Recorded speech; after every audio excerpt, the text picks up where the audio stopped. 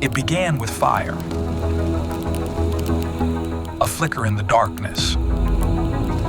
Yearning to explore what lies beyond, humanity gazed at the hills, at the skies, at life. From stone tools to star maps, from rivers to realms unknown, we moved, we wandered.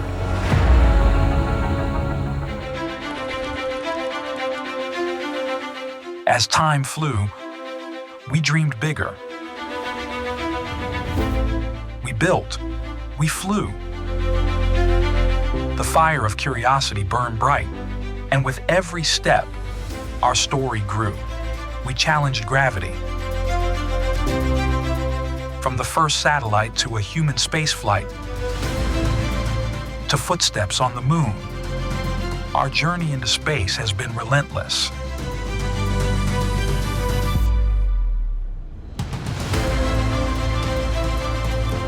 Now, the journey continues in India, a land that has never been bound by the earth beneath it.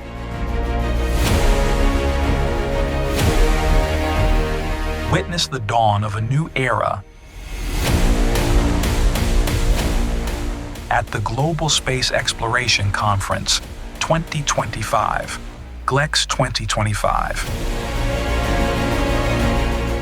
The International Astronautical Federation, ISRO, and ASI welcome you to GLEX 2025, Yashobhoomi, New Delhi.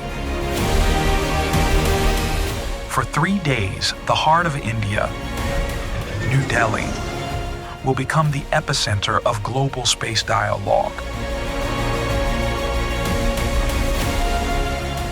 Nations collaborate to push the boundaries of exploration as one species, a gathering of minds, missions, and visionaries.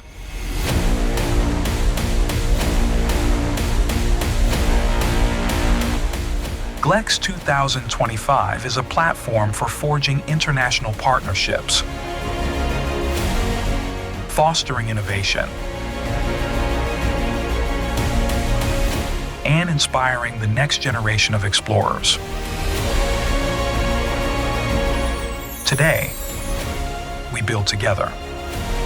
We explore together. We look back on the path we walked and forward to the stars we've yet to reach. The world unites under one cosmic sky. GLEX 2025, the next great leap for mankind.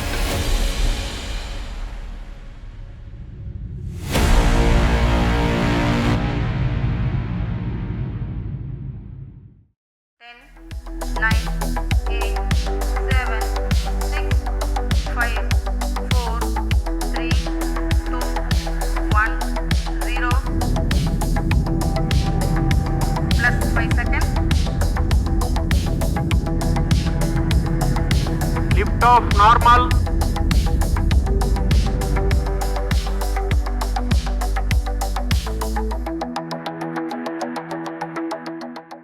We begin, ladies and gentlemen, with an invocation that encapsulates the very essence of our collective aspirations.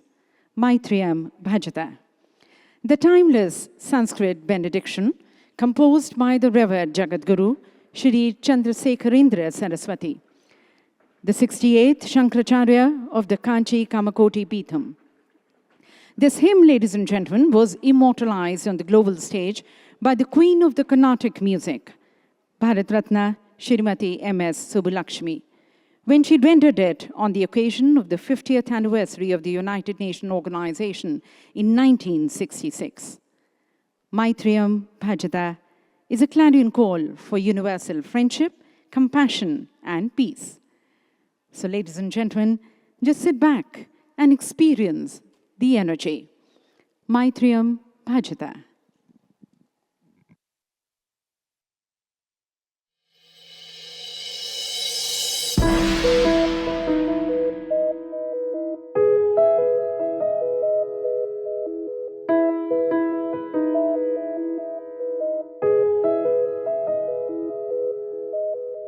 मैत्रीं भजत अखिलहृजयत्रीं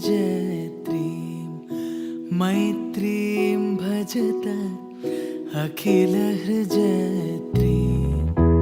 आत्मवदेव परानपि पश्यत आत्मवदेव परानपि पश्यत युद्धं त्यजत स्पर्धां त्यजत युद्धं त्यजत स्पर्धां त्यजत त्यजत परेश्वर क्रममाक्रमणं त्यजत परेश्वर क्रममाक्रमणं मैत्रीं भजत अखिलहृजयत्रीं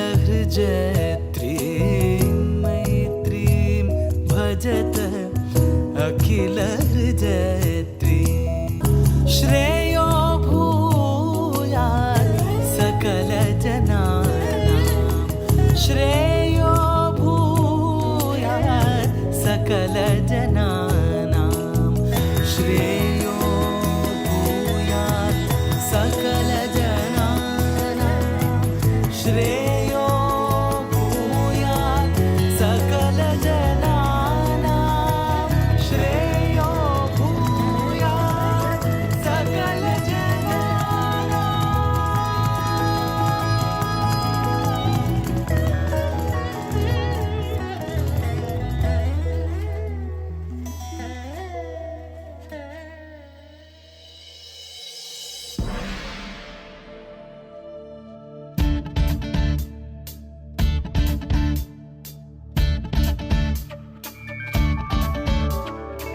Tom tanana dhirena dhirena Tom tanana dhirena dhirena Tom tanana dhirena dhirena Tom tanana dhirena dhirena Udana dhim tadana dhim tana dhirena Udana dhim tadana dhim tana dhirena Dhim tano tano tano tadhirena Dhim tano tano tano tadhirena Tom tanana dhirena dhirena Tom tanana dhirena dhirena Tom tanana dhirena dhirena Tom tanana dhirena dhirena Udana dhim tadana dhim tana dhirena Udana dhim tadana dhim tana dhirena Dhim tano tano tano tadhirena Dhim tano tano tano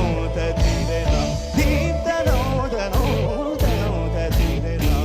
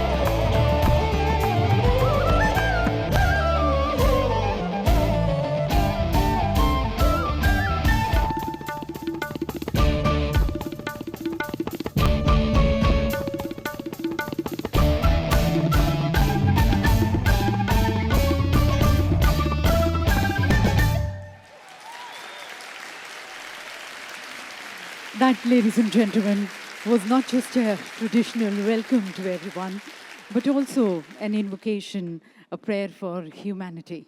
So very eloquently and so very beautifully demonstrated and expressed here through our Indian classical dance. Further, ladies and gentlemen, as we all come together towards exploring the new frontiers of space and further deepening our understanding of the cosmos, let this invocation be a continuous reminder that space exploration is about serving the humanity and unlocking many benefits that profoundly impact our lives on Earth. And it is in this very spirit, ladies and gentlemen, that we welcome you all to GLEX 2025 happening here in the capital city of India in New Delhi, being organized by IAF, the International Astronautical Federation, in partnership and support of ISRO, the Indian Space Research Organization, as the host, and the Astronautical Society of India as the co-host. And this, ladies and gentlemen, as many of you might be aware, this is the 4th edition of GLEX, and it is happening after almost 4 years. The last GLEX was in 2021. It was organized in St. Petersburg. And in these 4 years, the nations across the globe have definitely made huge advancements and strides in terms of space technology and the space programs. So GLEX 2025, ladies and gentlemen, stands as a perfect platform to be sharing these advancements and achievements which we have made and further working towards global good and welfare for all. And as we thank IF for giving us, that is India, the opportunity to be hosting GLEX 2025, we stand extremely delighted and honored also to have the presence of the President IF, Mr. Clay Mowry, present with us. Mr. Mowry, ladies and gentlemen, having extensive experience and expertise, his career spans over 2 decades across diverse roles in space and satellite industries. He has held leadership positions in government, in industry trade associations, and then major space companies. So as we open the dialogue, please join me, ladies and gentlemen, as I invite Mr. Clay Mowry, the President IWARE, to please open the dialogue with his welcome remarks. Mr. Clay Mowry.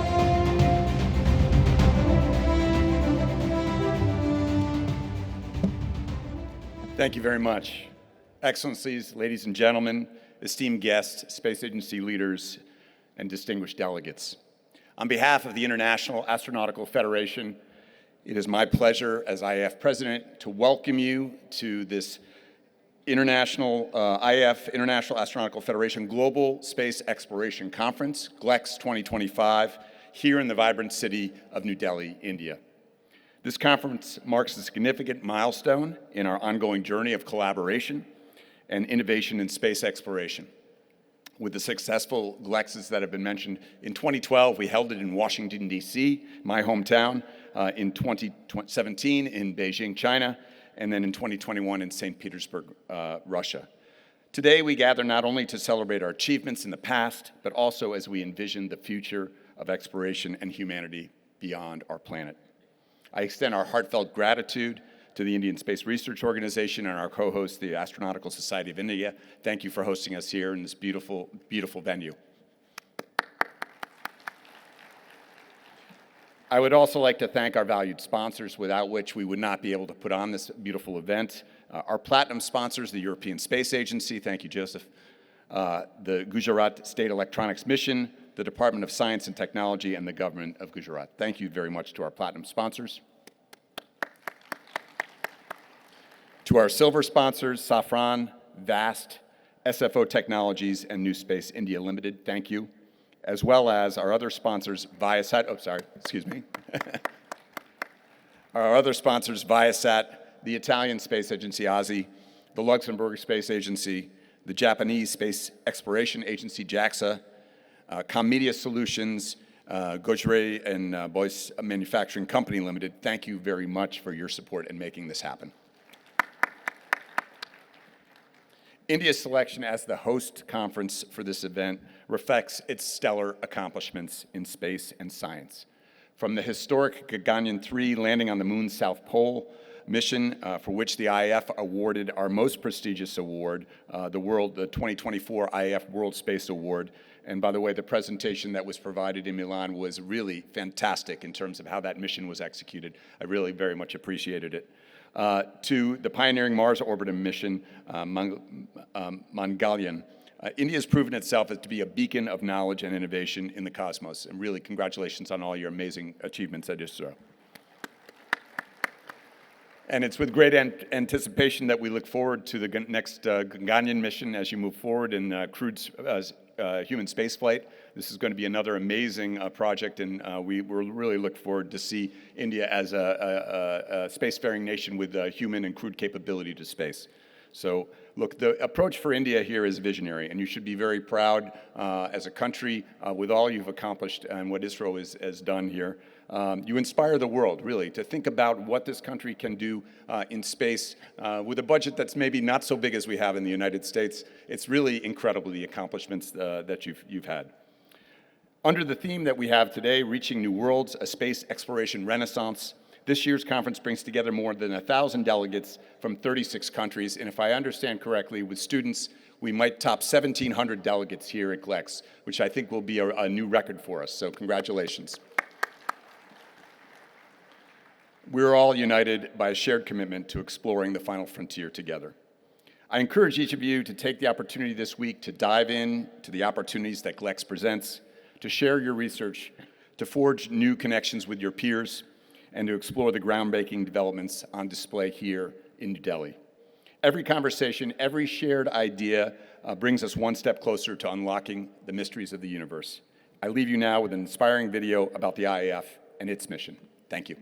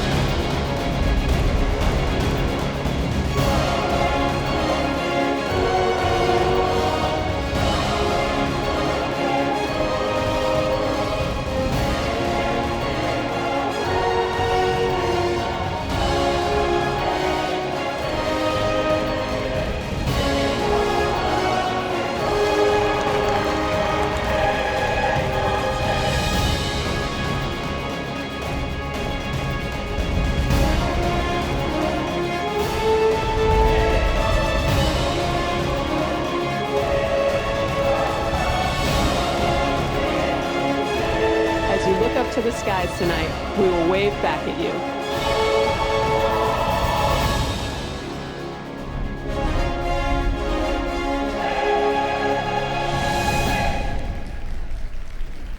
So that, ladies and gentlemen, is IAF and GLEX connecting all space people. And thank you to Mr. Clay Mowry for your very encouraging and insightful welcome remarks. Now, ladies and gentlemen, India, as you all know today, is a major player in the global space arena. But then our journey through the cosmos started way back, almost some 1,000 years back, from Aryabhat calculating the Earth's rotation to Bhaskaracharya estimating the planetary motions with stunning precision. And further to it, there have been many geniuses who have walked this path with their discoveries.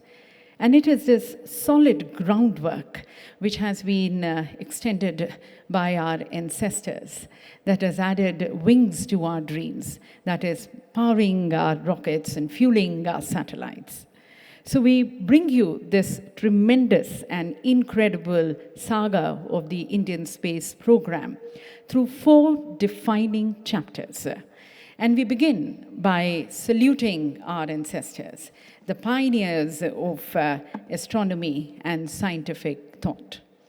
So we present to you first, ladies and gentlemen, Chapter 1, The Ancient History of Indian Science and Astronomy. Since the dawn of civilization, India has gazed at the stars, not just with wonder, but with wisdom. From the pages of ancient scriptures to the launch pads of modern space missions, India's journey through science has been nothing short of extraordinary. Long before the world understood the language of numbers, Aryabhatta in the 5th century unveiled the concept of zero, a discovery that would forever change mathematics.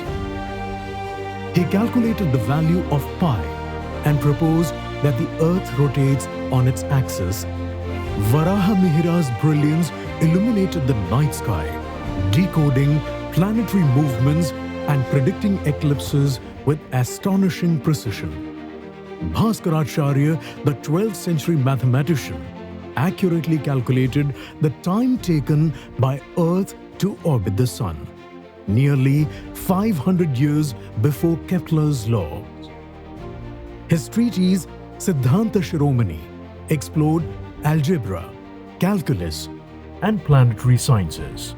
Indian wisdom was never confined to one discipline. Their contributions nurtured a legacy where knowledge was a path to enlighten, not just power. Tipu Sultan, the Tiger of Mysore, revolutionized warfare with the Mysorean rockets, which are far ahead of their time. During the 20th century, a new wave of Indian scientists emerged. Visionaries like C.V. Raman, Homi Bhabha, and many others who made groundbreaking discoveries. Their work laid the foundation for India's modern scientific renaissance, bridging ancient wisdom with contemporary innovation. Let us march forward from the shadows of ignorance to the brilliance of enlightenment, from our glorious past to the infinite possibilities of the future. Infinite possibilities of the future. Salute to all our ancestors for giving such a strong foundation which has made us think big, act big, and dream big.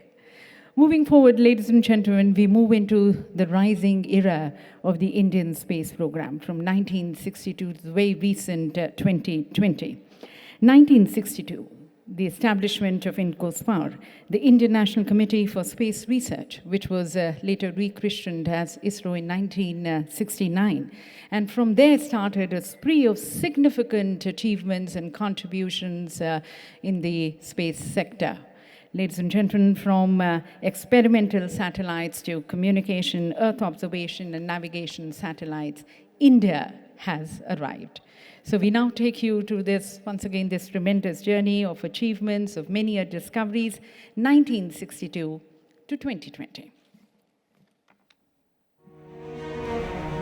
In the 1960s, amidst a newly independent nation, one man envisioned a future.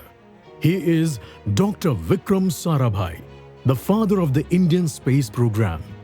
He believed that space technology could transform the lives of millions. The Indian National Committee for Space Research, INCOSPAR, was established in 1962.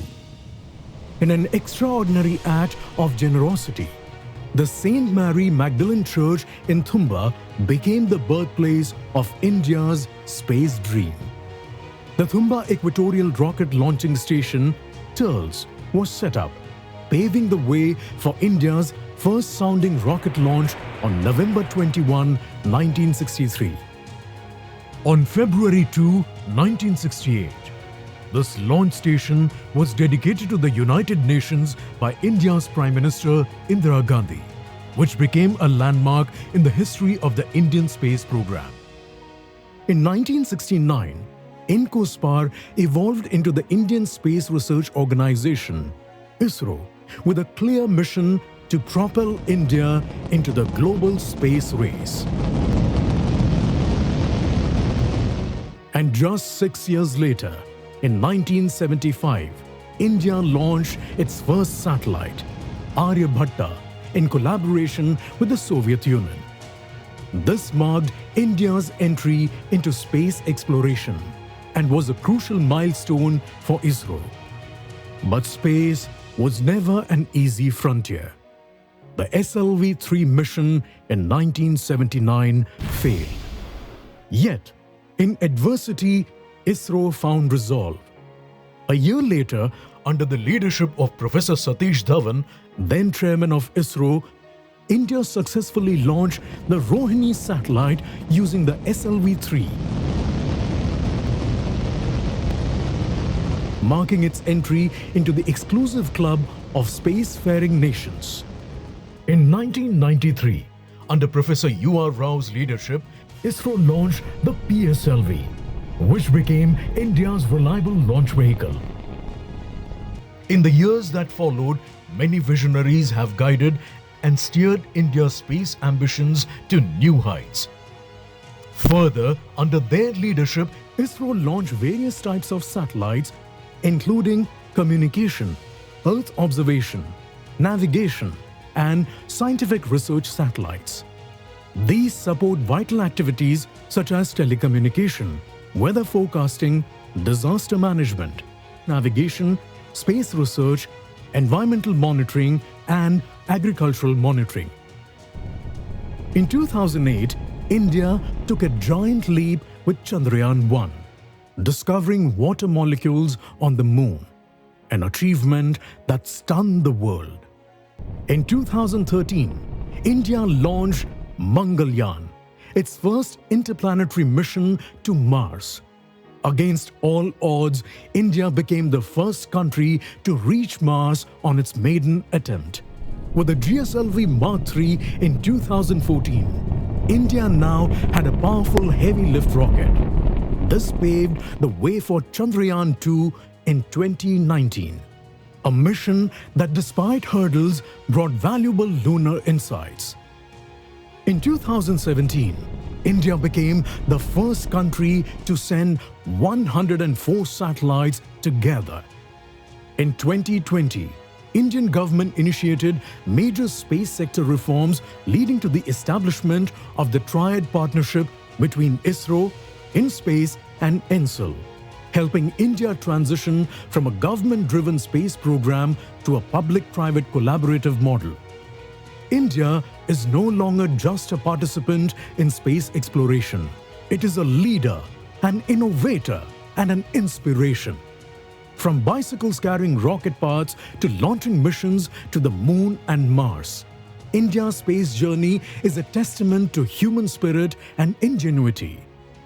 The stars are no longer out of reach. They are our next destination. Ladies and gentlemen, in spite of the limited resources, India continued with its journey with many feats and many hurdles and also failures. But then the world saw and India conquered. Now, before we move ahead, ladies and gentlemen, we take a small pause, a soulful interlude, as we present to you the Indian classical music. And Indian classical music has always been an integral part of our culture. And at times, you know, what words cannot say, the music expresses. So we have our artist, the santoor player and the tabla player, whom I would like to invite them here on the stage. Santoor, we have Divyansh Srivastava, and on tabla, we have Divyanshu Kumar.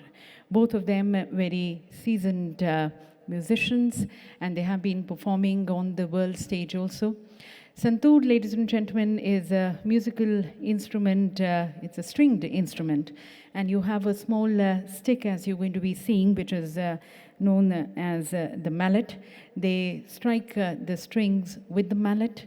The music flows in such a melodious music, such a ethereal music that it inspires and motivates everyone. And this is an instrument which is more in the northern India, in Kashmir. It is played very melodious sound.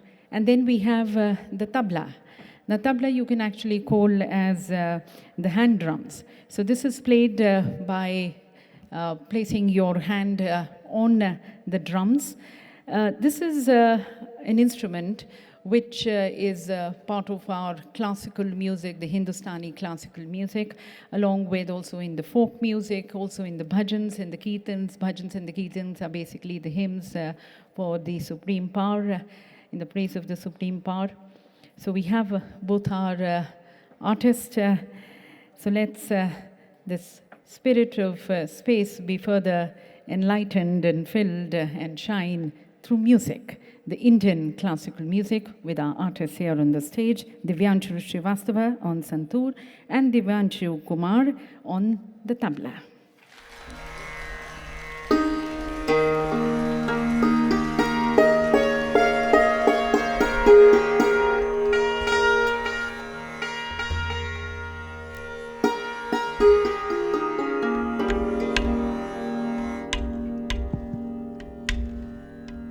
Very good morning, everyone. So, I welcome you all. Before I present my santoor recital, just a short brief about this instrument. Basically, this instrument is from Kashmir Valley, and it has 100 strings. And the very traditional name of this instrument is Shatatantri Veena. Shat means 100, Tantra means string, and Veena is an instrument. So before I present my recital, I would like to thank everyone. And my co-artist Divyanshu is here on tabla. You can just give a clap for him also. Thank you very much. And I hope you all will enjoy the Indian music. Thank you very much. Just give a little bit of sharpness in santoor, little bit of sharpness.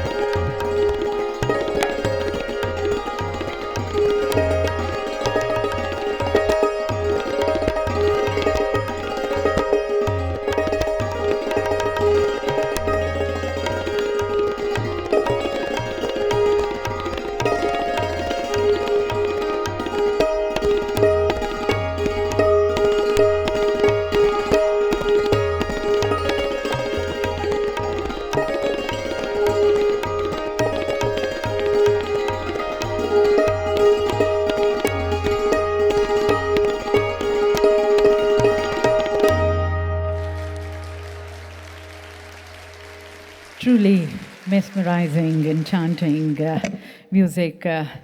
Thank you, Devansh, and thank you, Devanshu.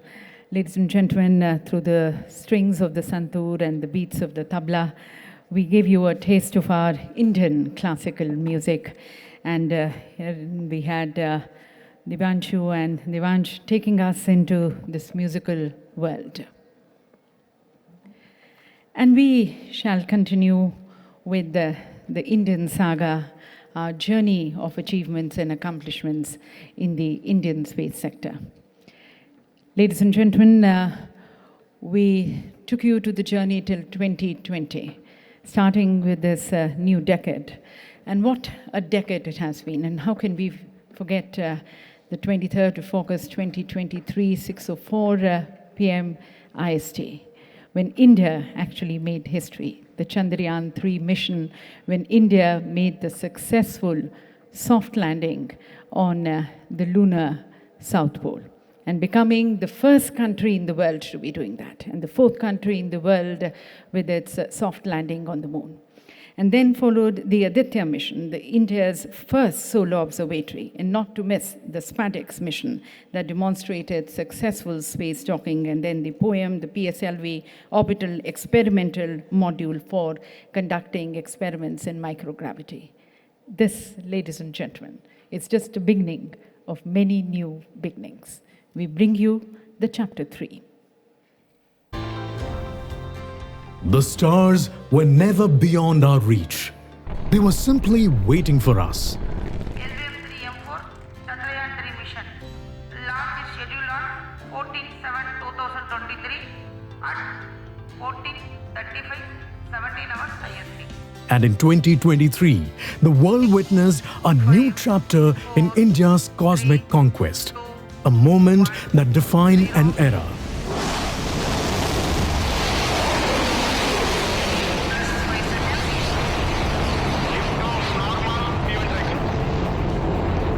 On August 23, 2023, India made history. Chandrayaan-3's Vikram lander touched down near the moon's south pole, making India the first nation to land in this uncharted lunar region. This was more than just a mission. It was a testament to India's perseverance. From scientists in mission control to school children in remote villages, the entire nation celebrated as one. The world watched in awe as India cemented its place as a leader in space exploration. But the moon was just the beginning. In 2023, the successful GLEX reusable launch vehicle landing experiment test-marked a major milestone in India's journey toward developing reusable space shuttle. On September 2, 2023, India looked beyond the moon and towards the heart of our solar system. Aditya L1, India's first space observatory positioned at the halo orbit, studying the sun, seeking to unravel its mysteries. In 2024, India embarked on an even more ambitious mission, the SpaceX, Space Docking Experiment. SpaceX showcased India's mastery over orbital rendezvous and docking technology, a skill only a handful of nations have achieved. This is not just an experiment. It's a glimpse of India's space future, where Indian astronauts will one day dock at our space station. Innovation knows no limits. ISRO turned a spent rocket stage into a laboratory in space. The POEM, PSLV Orbital Experimental Module, floating hundreds of kilometers above Earth. POEM is paving the way for long-duration missions, deep space research, and future space habitats. With every mission, India is not just launching rockets. We are launching possibilities. truly launching possibilities, and not just a mission, but a journey of ambition, perseverance, and scientific knowledge. And now, ladies and gentlemen, we envision the future. We move into the future as we step into the Amrit Kal, the next 25 years of resurgent and self-reliant India, shaping a Vikasit Bharat by 2047. This, ladies and gentlemen, is about realizing the dreams of 140 crore people, 1.4 billion Indians, and then making India a global leader, a leader where the space programs and explorations is a driver of development here on Earth. So let's envision the future. From a humble beginning in Thumba to a historic landing on the moon's south pole, India's space journey has been nothing short of legendary. An era we call Amrit Kal, the age where India's cosmic ambitions will soar beyond the stars. A new dawn has arrived, a golden era of space exploration. As we march toward 2047, India's 100th year of independence, we unveil a vision where India leads the world in space exploration. Driven by cutting-edge AI that propels innovation and intelligent solutions for humanity's greatest challenges. In 2025, for the first time in history, Indian astronauts, Gaganyatris, will launch into space on an Indian rocket from Indian soil. It is about inspiring 1 billion dreams and proving that the sky is no longer the limit. We didn't just reach the moon, we are bringing it home. In 2028, Chandrayaan 4 will mark a historic first for India, a lunar sample return mission. These samples will unlock the secrets of our celestial neighbor and pave the way for future human exploration. With Chandrayaan 5 and the LoopX mission, we take our next step, searching for water ice at the moon's poles. Because where there is water, there is life. And where there is life, there is the future of human settlement beyond Earth. To reach beyond, we need a new kind of rocket. Introducing the NGLV, India's powerhouse of the future, capable of carrying humans, space stations, and interplanetary missions.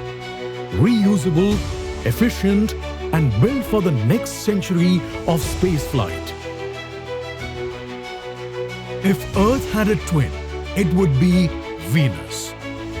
In its Venus Orbiter mission, India will send its first mission to Venus to study its climate and atmosphere and unlock the secrets of planetary evolution. The next leap is not just visiting space, it's living there. By 2038, India will establish its own space station, Bharatiya Antariksh Station, a floating laboratory, a gateway to deep space, a new home for humanity beyond Earth. Through its missions, India stands as a beacon of sustainability and collaboration, pioneering a vision for debris-free missions that ensure responsible and sustainable space use for generations to come. The greatest milestone of all, by 2040, India will send its first humans to the moon. A dream once seen by visionaries like Dr. Vikram Sarabhai and Dr. APJ Abdul Kalam will finally come true. By 2047, when India completes 100 years of independence, we will be a global space power, leading humanity beyond Earth. The future is Indian. The future is cosmic. The future is now. Jai Hind, Jai Vigyan, Jai Antariksh. So the future, ladies and gentlemen, is India, and the future is here.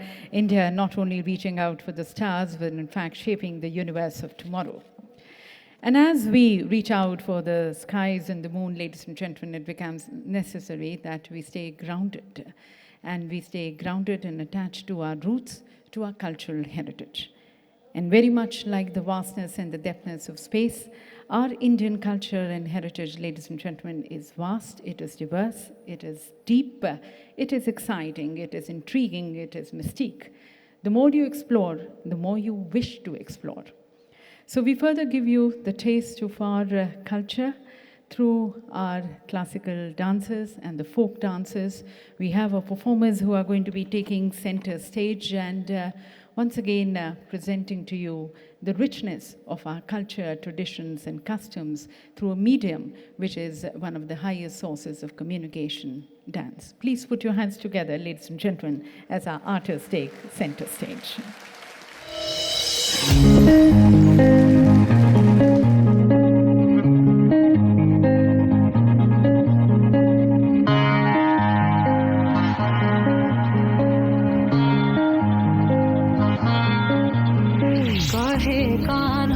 मुझसे बोलत नाही काहे कान्हा मुझसे बोलत नाही काहे कान्हा मुझसे बोलत नाही छीने रे मोरा तन मन सब कुछ छीने रे मोरा तन मन सब कुछ काहे को मोहे तरसावे काहे को मोहे तरसावे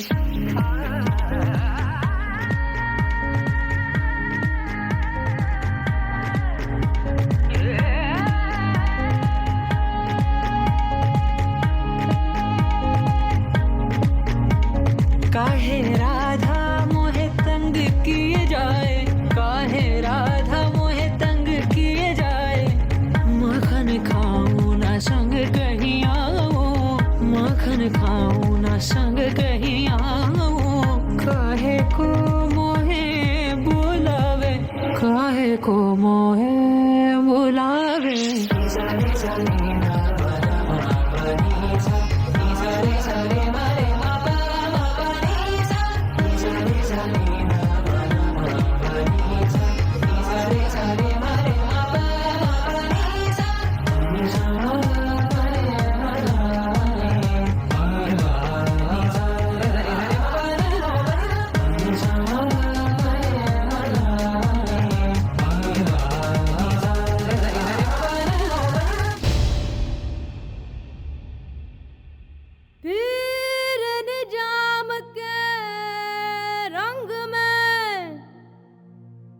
मैंने तन को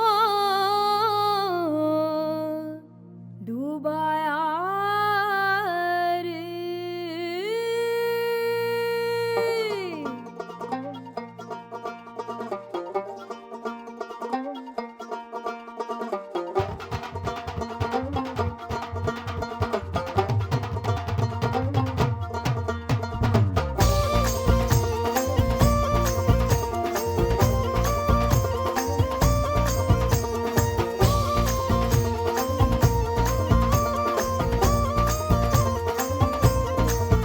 तैयारी मोहे भेजो यारी तैयारी मोहे भेजो यारी शान जाम के रंग में शान जाम के रंग में शान जाम के रंग में तैयारी मोहे भेजो यारी तैयारी मोहे भेजो यारी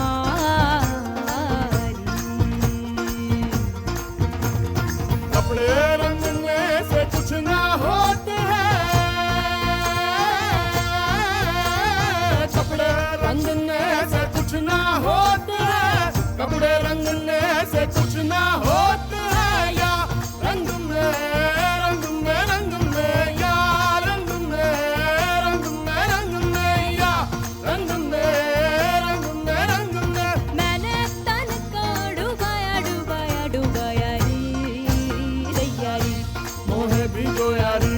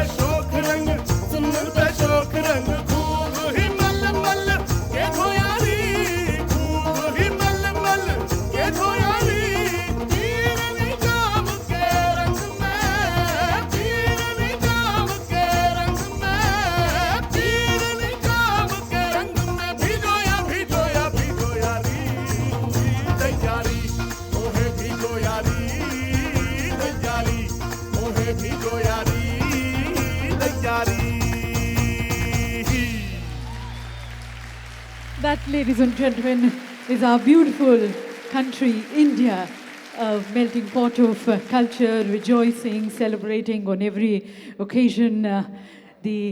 One of the oldest civilizations on earth, the cradle of human civilization, and where you see development and heritage going hand in hand. As we say, यहाँ पर विकास भी है, यहाँ पर विरासत भी है. Or, as the then scorned leader Rakesh Sharma from Space had said, Sare Jahan se acha. That, ladies and gentlemen, is our incredibly beautiful country. Hope you enjoyed the saga of our achievements, our feats in the Indian space sector, and also presenting to you our culture, traditions through music, and then through dance. Ladies and gentlemen, with a resounding applause, let's welcome our chief guest, Dr. Jitendra Singh Ji, the Honorable Minister of State for Science and Technology, Earth Sciences, Department of Atomic Energy, Department of Space, and the Minister of State for Personal Public Grievances and Pensions. So once again, ladies and gentlemen, namaskar to all our very distinguished dignitaries, special invitees, honored guests, the who's who from the world of space, the leaders and the decision makers from the science and the human exploration community present with us. Welcome to all of you to the opening ceremony of GLEX 2025, which is on the theme of Reaching New Worlds, a Space Exploration Renaissance. And as we move into this new world, reaching out for these new worlds, let's mark, ladies and gentlemen, the auspicious inauguration of GLEX 2025 as per the Indian traditions and customs by lighting this Mangaldeep, the ceremonial lamp. May I request our Honorable Minister, Dr. Jitendra Singh Ji, to please formally inaugurate the conference by lighting the ceremonial lamp. And I would also like to request our other distinguished guest of honor, Secretary, Department of Space, Chairman ISRO, Dr. V. Narayanan, to be joining us here on the dais, along with the International Astronautical Federation's President, Mr. Clay Mowry, the Chairman in Space, Dr. Pavan Kumar Goenka, the Director General of the European Space Agency, Dr. Joseph Ashbahar, the IF Executive Director, Dr. Christian Feistinger. May I request you all to please light the ceremonial lamp. Requesting our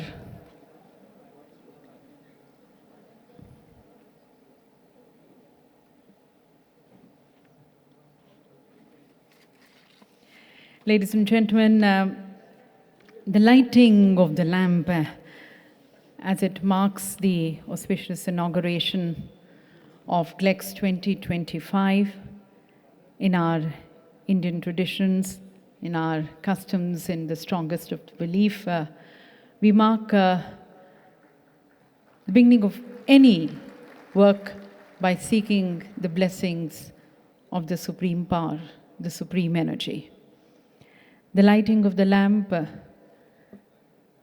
is towards invoking the blessings of the supreme power.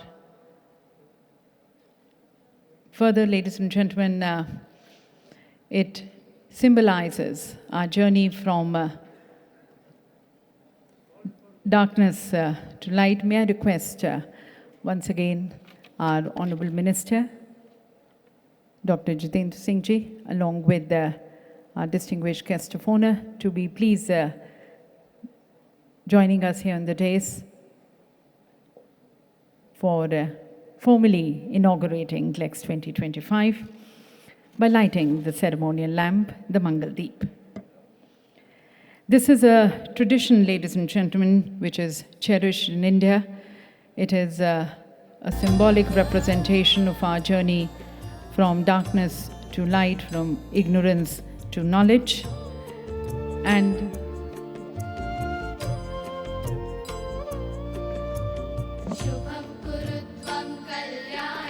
so we, ladies and gentlemen, here on the dais, all our leaders and our decision makers, having our Honorable Minister, Dr. Jitendra Singh Ji. Once again, can we have a huge round of applause thanking our Honorable Minister for joining us and giving us time. Our Secretary, Department of Space, Chairman ISRO, Dr. V. Narayanan, the International Astronautical Federation's President, Mr. Clay Mowry, the Chairman in Space, Dr. Pavan Kumar Goenka, the Director General, European Space Agency, Dr. Joseph Ashmahar, and the IF Executive Director, Dr. Christian Feisch-Tinker. And may I now request to formally GLEX 2025 being inaugurated by lighting the ceremonial lamp, requesting our Honorable Minister along with all the distinguished dignitaries here on the dais to please be joining in this auspicious ceremony.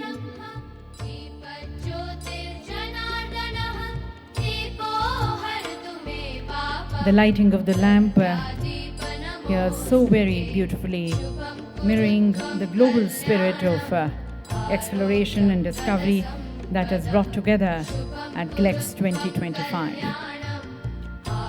And ladies and gentlemen, there is such a powerful connect between our spiritual knowledge and unraveling the mysteries of the universe.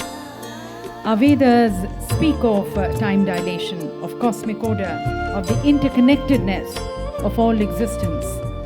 And today, as we stand at the intersection of spiritual knowledge and science, of tradition and discovery, it is once again a reminder, the lighting of the lamp is once again a reminder that the answers to the universe may not just be in the telescopes and the labs, but also in the echoes of ancient chants.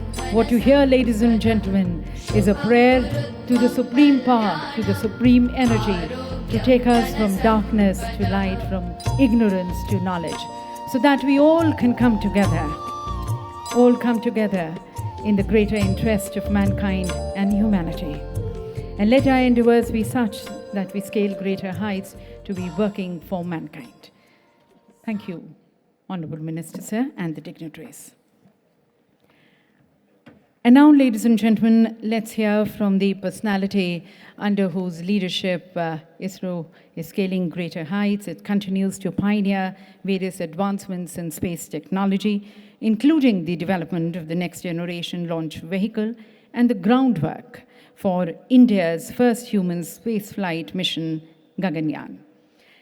His vision, ladies and gentlemen, encompasses not only technological innovation, but also international collaboration, as evident by ISRO's lead role in the International Charter for Space.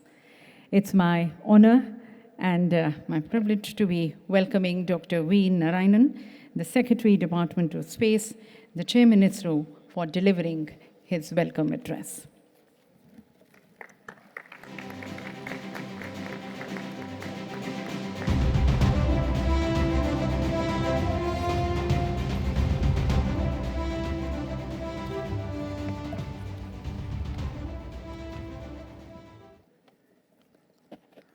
Very good morning to all of you. Namaste. It is a moment of immense pleasure and pride and honor for India to host the Global Space Exploration Conference, GLEX 2025, for the very first time in India. That too here in the historic and vibrant capital city of New Delhi. On behalf of the ISRO, Department of Space, and Astronautical Society of India, I extend our heartfelt gratitude to the IAF for giving us this prestigious opportunity for hosting and also co-hosting the respectively.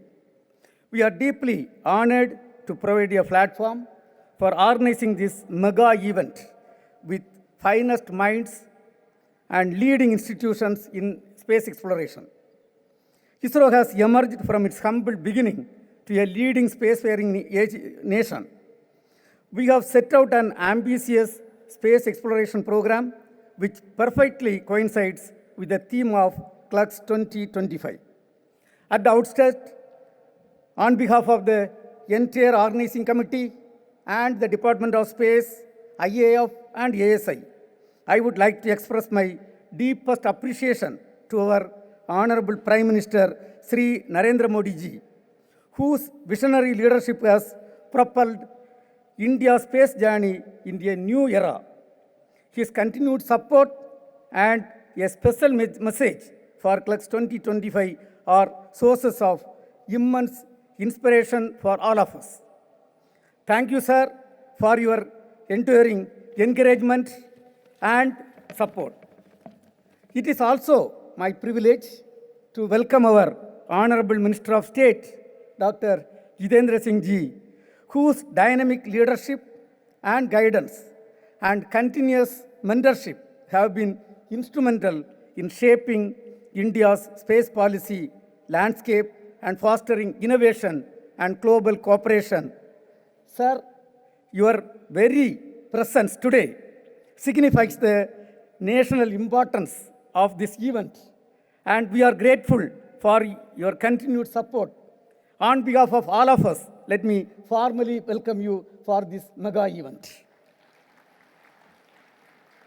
It is also my privilege to welcome Mr. Joseph Aspecher, Director General, European Space Agency, Mr. Clay Mori, President of the International Astronautical Federation, distinguished delegates from IAF and heads of space agencies and dignitaries from around the world. Also, let me welcome the astronauts from various nations for this important conference. Sri A.S. Kiran Kumar, former Secretary, Department of Space, and the current member of Space Commission, is a leader for excellence and under whose leadership really India has contributed significantly in multiple places, including the demonstration of the GSLV with indigenous cryogenic stage for the first time in the country. Also, there were 3 achievements made in the cryo development, C-25 development. Full credit should go to Dr. A.S. Kiran Kumar for his faith on the team. We have with us Dr. B.N. Suresh, Dr. Chancellor, Indian Institute of Space Science and Technology, and Chairman, National Advisory Committee, GLEX 2025. Sir, your support and guidance has made this function a grand event today. Let me formally welcome you on behalf of all of us. We have with us Dr. Pavan Kumar Goenka, Chairman in Space. Really, when Honorable Prime Minister has rolled out the space sector reform, he is in the forefront along with us, carrying forward that mandate. And today, the country is having something around 300 plus startup systems. I think a lot of credit should go to Mr. Dr. Pavan Kumar Goenka. Let me welcome him on behalf of all of us. We have got a lot of senior functionaries with us. I think if I go one by one, I may miss some of the names. We have got Director IIT Kharagpur with us. We have got Dr. Srinivasan, Director, All India Institute of Medical Science. In fact, I am really happy to welcome him because yesterday night only we invited him and today he is here with us. That shows his enthusiasm and interest.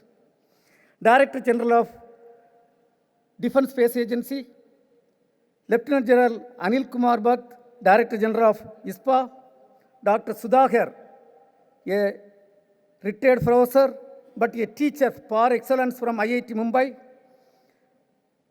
Dr. D.K. Singh, Director Human Spaceflight Center and the Chairman of the Local Organizing Committee for GLEX 2025. And also let me welcome all the members of the Local Organizing Committee and the Overviewing Committee. And let me welcome, we are having all the directors of ISRO centers and units and seniors from various organizations. And my dear colleagues, let me welcome each and every one of you on behalf of the Organizing Committee and on my own behalf. Our valued sponsors, really, without them, such a grand function cannot be held.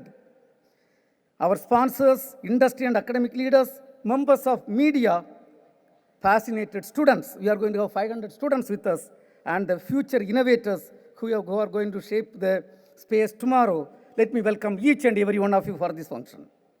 GLEX 2025 is not merely an international conference. It is a celebration of human ambition, indigeneity, and collaboration in space exploration. This conference is an opportunity to advance these values, to forge resilient global partnership, and to address the challenges in space with shared resolve. Indian space program started in the year 1962 with a humble beginning, as you all know. But today we are having mega projects when we are talking about the space sector reform.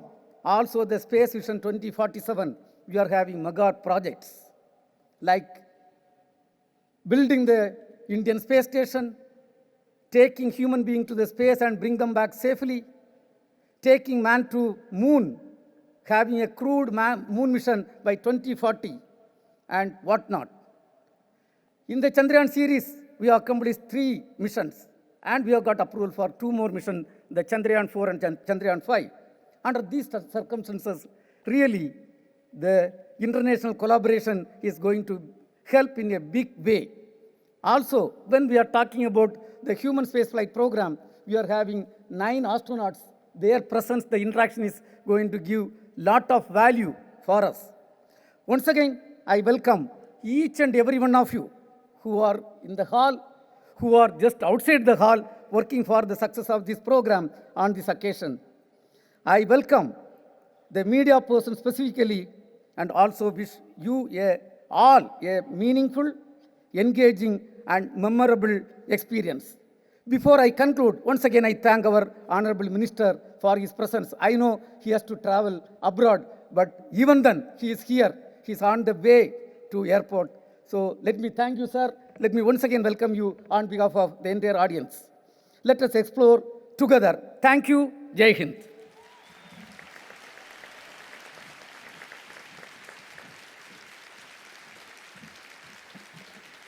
Thank you, sir, for your enthusiastic words of welcome for everyone, and also for setting the tone and the context of our conference. And ladies and gentlemen, the future which India envisions for itself, which you saw in the video, and also what the Honorable Chairman just right now mentioned, in that it is necessary to acknowledge and appreciate the transformative role of InSpace. InSpace, the Indian National Space Promotion and Authorization Center, facilitating the startups, the entrepreneurs, and the private players in the Indian space sector. So let's hear from the man itself who's driving this revolution and also at the forefront of various space reforms. Ladies and gentlemen, the chairman of InSpace, Dr. Pavan Kumar Goenka.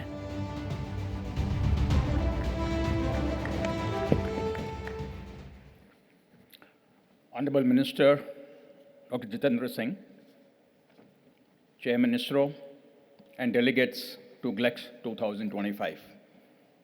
I extend my personal welcome to you all. I believe there are more than 1,800 delegates from 35 countries who are here today, which proves the growing interest in the Indian space sector throughout the world. I believe that India is the place to be in the space sector today, with infinite possibilities.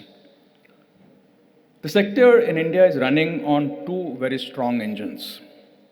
First, a very powerful, proven engine of ISRO, which has demonstrated over 6 decades its power and torque that they have established.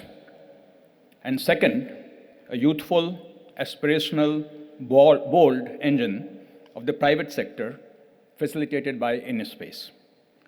Together, they're redefining the course of Indian space sector. Chairman ISRO has already talked briefly about what is ahead for exploration in the space sector. You have seen several videos of it also, and I'm sure he'll talk about more in the agency presentations later. Let me just take a couple of minutes to talk about what's happening in the private sector.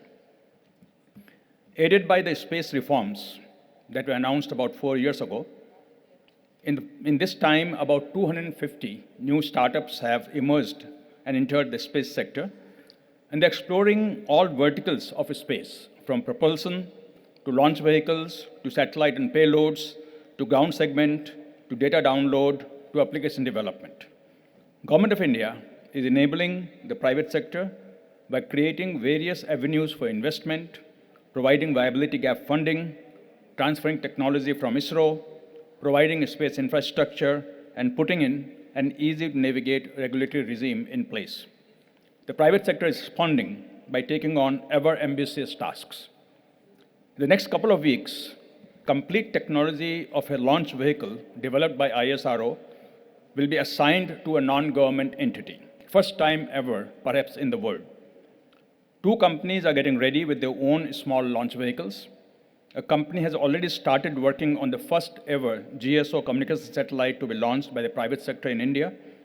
Soon, a consortium of companies will be selected by InSpace to launch a constellation of 12 satellites for high-resolution data capture. Many new downstream use cases are being defined where private sector companies will be doing the application development along with ISRO and much, much, much more. In fact, we have set a bold target of driving the space economy in India from $8 billion 2 years ago to $44 billion by 2033. I invite space agencies from around the world and companies from outside India to leverage these opportunities in multiple ways. By simply investing in the Indian companies, for which we have liberalized the FDI policy, by setting up joint ventures with Indian companies or even establishing wholly owned subsidiaries in India to take advantage of available skill and the well-known cost advantage, by sourcing components and systems from well-developed vendor base in India, by using Indian rockets and launch pads, and finally, by participating in the growing Indian market for space technology. I'm sure that over the next 3 days, there'll be rich, engaging discussions, and everyone will go back more informed. Best wishes for a very successful conference. Thank you very much.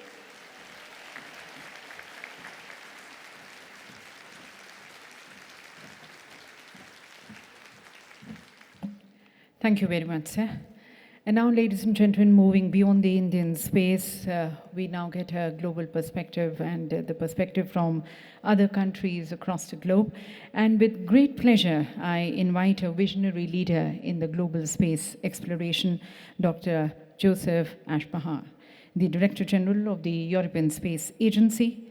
Since assuming his role in March 2021, he has been instrumental in steering ESA towards new frontiers, emphasizing on strategic autonomy and fostering international collaborations. Under his leadership, ESA has embarked on ambitious initiatives, including the development of the reusable launch systems and the establishment of new spaceport infrastructure across Europe. Please join me as I invite Dr. Joseph Ashpahar for his keynote address.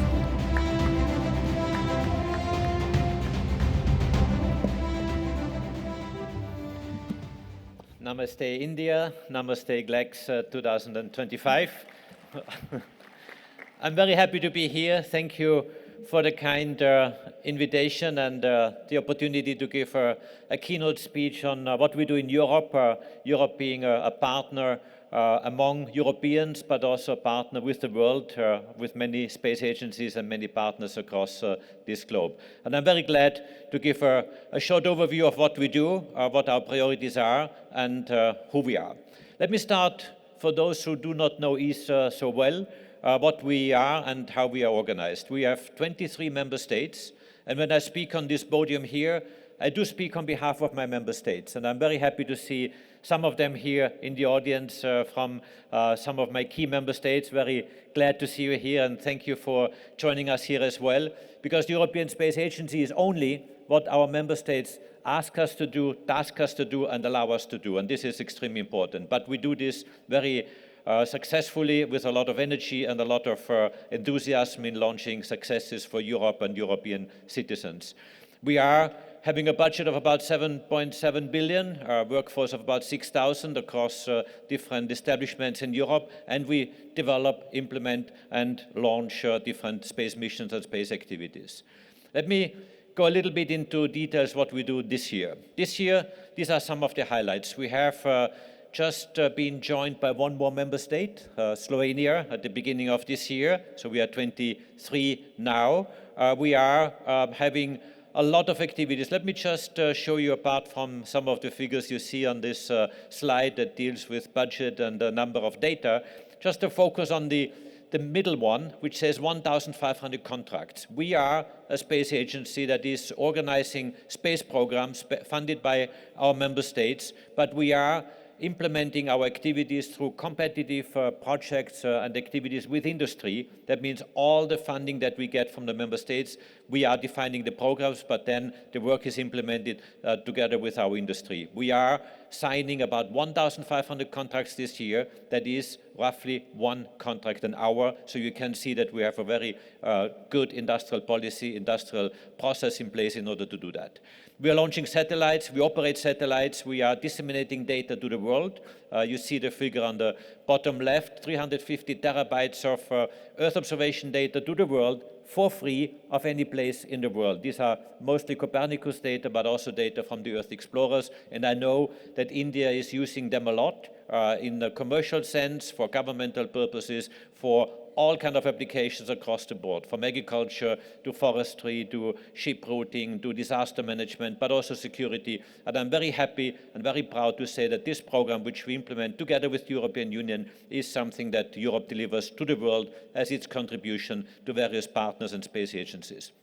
We will launch a number of new missions this year. We have launched 13 last year, and we will have probably a similar number this year.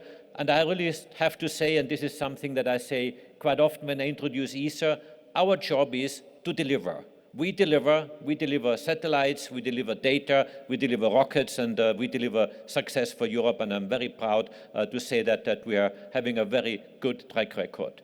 We do celebrate 50 years this year. We have a large celebration event in the mid of June. That means our agency has been established in 1975 based on precursor organizations, and a bit similar to what we have just heard about India. We have a very long history also of working together. Our history working together with India actually goes back many years, and we have been working for many decades very successfully, very nicely together. On the on the bottom right, you see transformation. This obviously is something where we have to transform ourselves constantly in order to make sure that we are up for the challenges of commercialization, of different geopolitical happenings as they go. Europe is also stepping up its ambition.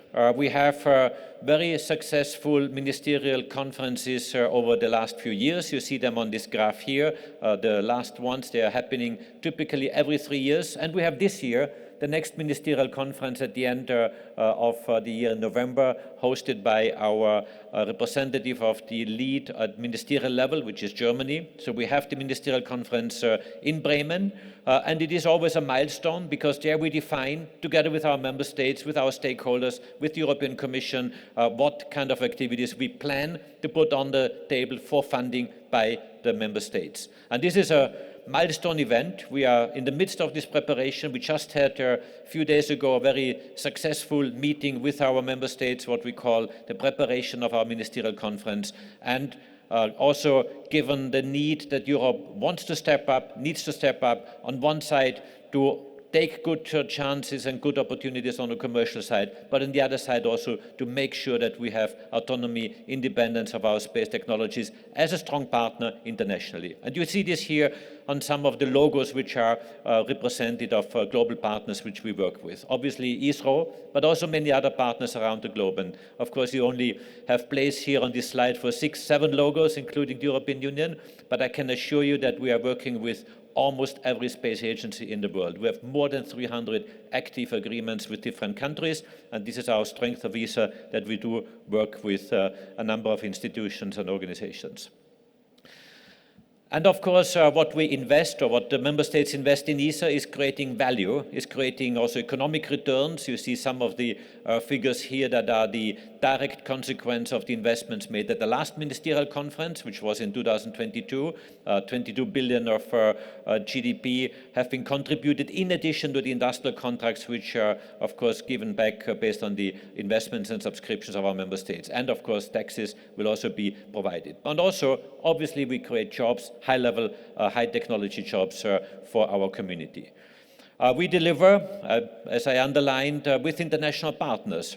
We have, of course, a number of activities that are focusing on European needs, in telecommunication, Earth observation, navigation, in space safety, and many other domains. But also we work a lot with international partners, especially on exploration, which is the domain here at GLEX 2025. You see here some of the examples. Obviously, the International Space Station as the symbol of international cooperation among major space nations, but also with India. You see some examples here that are listed where we work together. In the middle, on the top, you see the separation of the Proba satellite, which has been launched by India, and I really would like to thank ISRO and the partners and colleagues for having launched our satellite in the end of last year. And here you see an image of this launch event on PSLV.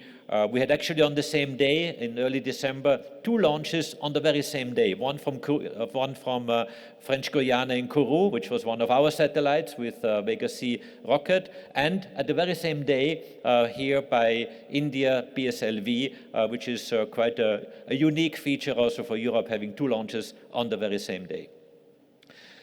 But also with India, we really have a very long history of cooperation. You see more than 40 years of history of direct cooperation. The very first cooperation agreement, formal agreement, was signed in 1978. But before that, in the early 1970s, already the predecessor organization of ESA had agreements with India to work together. And ever since these 40 years, we have been doing many things together. I'm very proud to say that this is a very successful cooperation, a very happy cooperation. We are a trusted partner to India. India is a trusted partner to us. And I really would like to take this occasion also in front of the minister in charge of many of the activities and as a representative of the Indian government to thank India for this strong partnership, this trusted partnership for many decades. And this is something on which we build and on which we are working closely together. Today, we actually plan the signature of a joint statement of intent on human space exploration later today. And this is another milestone, which is the result of several interactions in order to really refine and build up our different activities together. Now, ladies and gentlemen, let me spend a couple of minutes on a new strategy which we have just published a few weeks ago, which we discussed and elaborated with our member states, which is giving our time horizon towards 2040. We've just heard India 2047 as a very ambitious goal, celebrating 100 years of independence of India. And this is something that is also our time frame we look at in our strategy. We have 5 goals that we have identified. They are listed on this slide, and I'm going through them now one by one to show some examples. Goal number 1, protect our planet and climate. We have a very strong Earth observation program. I mentioned the delivery of data to the world, 350 terabytes of data every single day of every single place in the world to the whole community for free is certainly a hallmark of our cooperation. But also on space science, on Earth science, we have a number of outstanding missions that we do together with our community, where we answer questions of scientists that have not been answered yet with technology that has not been flying yet in space. And these really are groundbreaking missions. A number of them are being launched. We just launched a couple of days ago one of them called Biomass, and we look really forward on the first results. I can report to the community here that the opening of the antenna, which is a very large 11-meter diameter antenna, and one of the most tricky elements of the Biomass mission, has just been concluded a few hours ago successfully. I'm very happy to say that this is working well.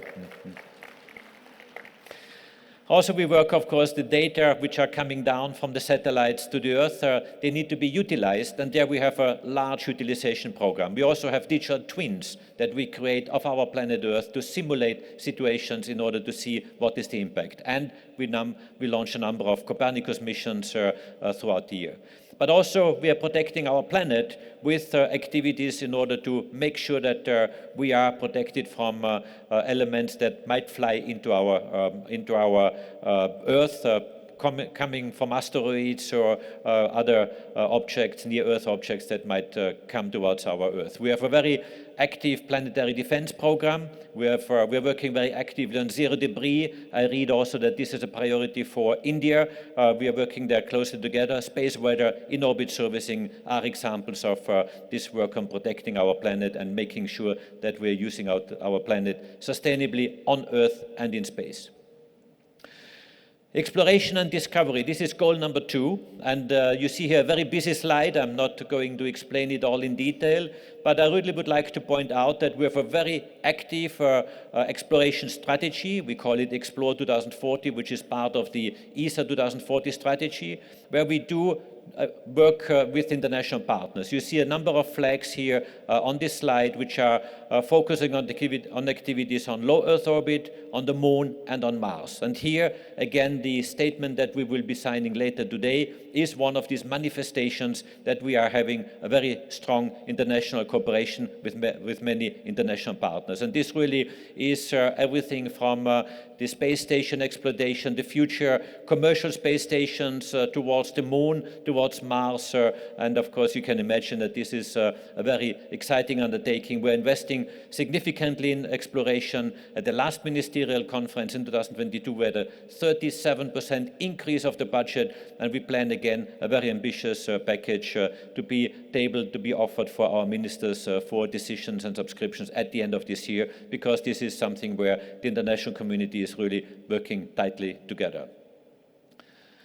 The next goal, strengthening European autonomy and resilience, is certainly something where we have a number of different components. On one side, of course, autonomy through access to space with our launchers. You see here Ariane 6 and Vega C on this picture. We had the very first flight of Ariane 6 last year.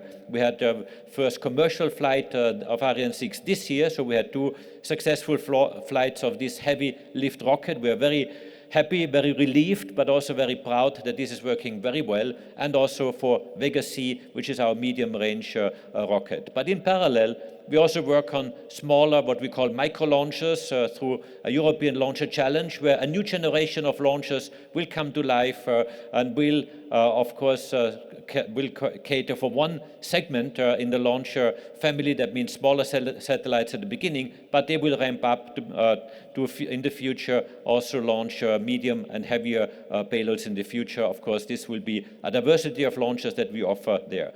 But in addition to that, we of course also work on in-orbit fueling, in-orbit servicing, and many of the aspects that are required. In addition, obviously, to having our spaceport in French Guiana, in Kourou, but also some of the national spaceports that are coming now with the micro-launchers in particular. So really, access to space is at the core of our autonomy, but also to build up resilience in order to make sure that we have what we need and therefore work well with our international partners as a good, strong, and desired partner.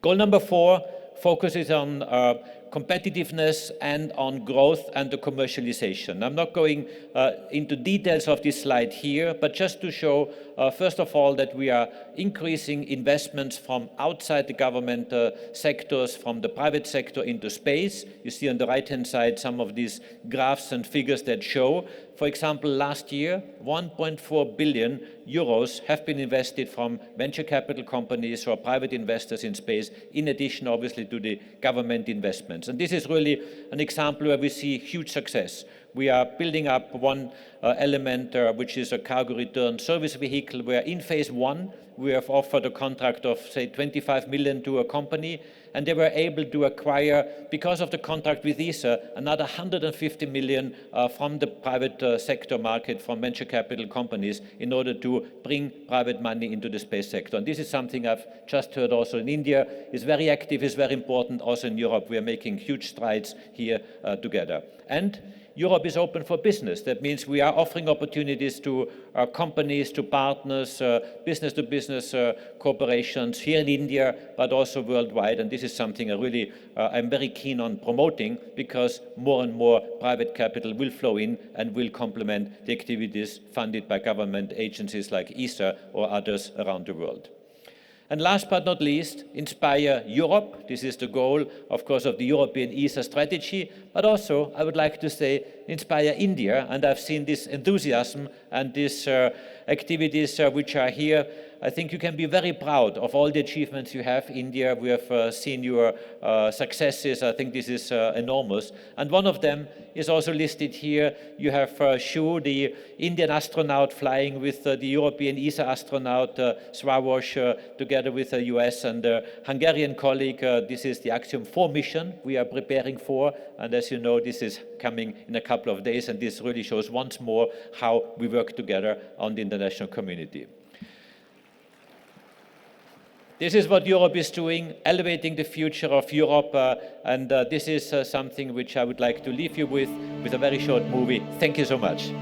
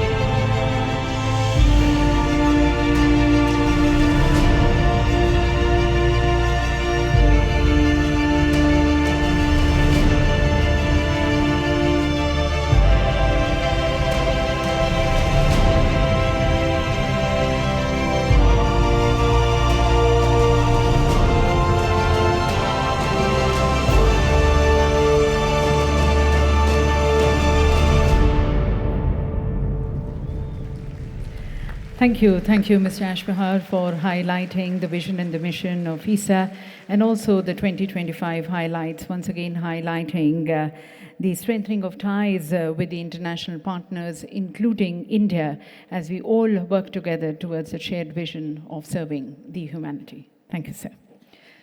And ladies and gentlemen, what you saw earlier in the videos, the 4 chapters which we presented on the Indian saga of our space exploration, under the visionary leadership of our Honorable Prime Minister, our space program has definitely soared greater heights, fostering international cooperation and inspiring a whole new generation to be looking beyond the planet. And translating this very vision and mission of our Honorable Prime Minister on ground is our dynamic Minister, Dr. Jitendra Singh Ji, with his actionable policies, and then actually giving space to the space sector to transform, reform, and perform and excel. And that inspires us all. So as we seek to be led and guided by the Honorable Minister, I request the Honorable Minister, Dr. Jitendra Singh Ji, to kindly address the congregation.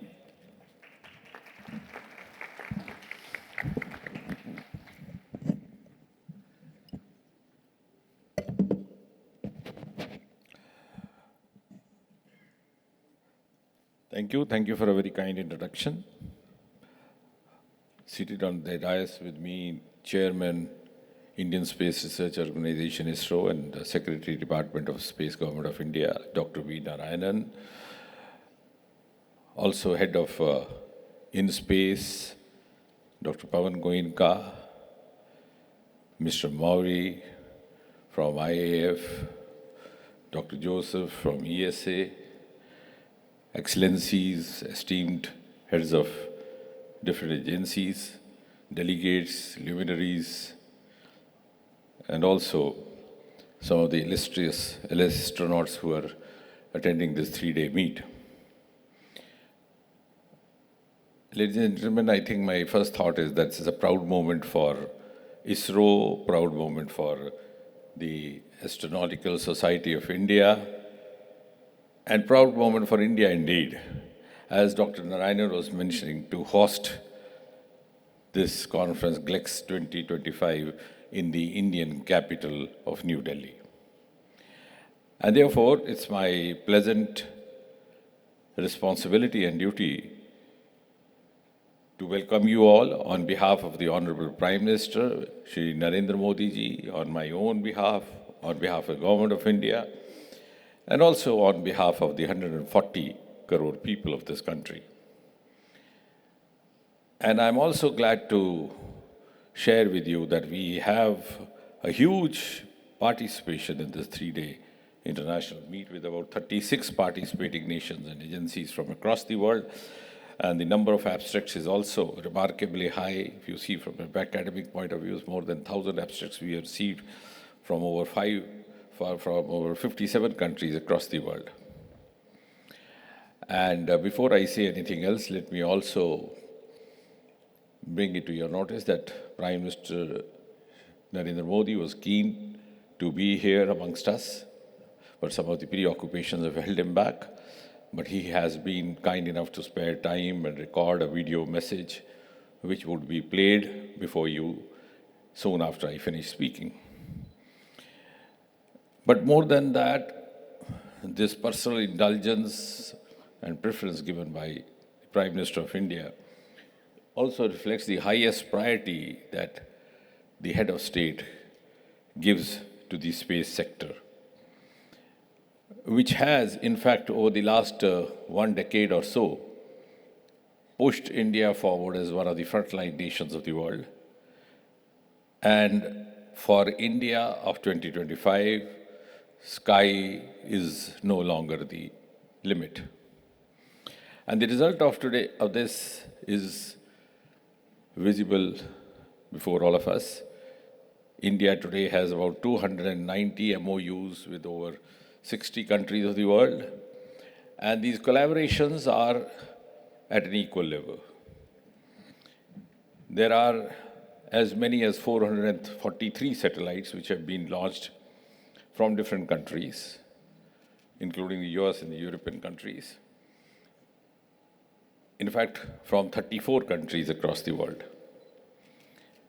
And when I say the indulgence and the personal prioritization given by the head of the state, the Prime Minister of India, I think it would be evident when I point out that out of these 433, as many as 398 foreign satellites were launched only in the last 1 decade, which is more than 90%. There have been, over the years, ever since ISRO was founded, 563 launches, for which the chairman deserves to be complimented. But again, the statistics point out that out of 563, as many as 457 have been launched, or these launches have happened only in the last 10 years during the present regime, which of course is also a kind of reflection of the prioritization given by this government to this sector, realizing its futuristic value, also its potential to contribute to the overall economy of the world globally, and of course that of India as well. And we have a wide range of satellites in place. We have the Earth observation satellites, we have the communication satellites, we have the NAVIC satellites, and of course the science research satellites. And this, I hardly need to reiterate, has been because of a huge, huge impetus at the political level, at the level of the policymakers, to the experts and the workers in the Department of Science, in the field of science. And today, of course, as all of us know, is an evidence-based era. And I think what I'm saying would be evident to you when I just request you to recall some of the firsts that have been recorded by India in the last few years. Chandrayaan-3, the first in the world to have landed on the south pole of moon. Even though our journey started late, the space journey of India started late, but we have caught up in a big way, and I believe also beautifully. Our Aditya L1 and the Langerhans, also among the first of its kind. Our Mars mission was successful in the very first attempt. And the discovery of the H2O, or the water molecules, on the surface of the moon, also was the first. And our SpaceX docking and undocking, which the Chairman ISRO was referring in his address, is also among the first. And very recently, we registered the record of launching 104 satellites in a single go, in a single launch. Which, in other words, I have the confidence to say that India today is no longer only waiting for queues to happen, it also is in a position to offer queues to others, to its partners, to its collaborators. And this has been possible because this government, the Modi government, has done everything to provide an enabling milieu for the space missions, for the space programs, for the space projects, and also given or allowed the freedom to our space scientists to fly as high as they want or as high as they can. On the one hand, there has been a budget hike of more than 139% in the last 1 decade, and that's just the government budget. But more than that, that is not the only resource pool. It is this government which, just about 3-4 years back, took a very courageous decision of opening up to the private players. Also, to allow private collaboration domestically as well as internationally, and also allow foreign direct investment. And we have a very structured mechanism in place to facilitate such public-private collaborations. We have an interface called InSpace, which does it very methodically, almost as scientifically as the space science works. And the face of that agency InSpace is sitting before you in the form of Pawan Goenka, whom you heard just now.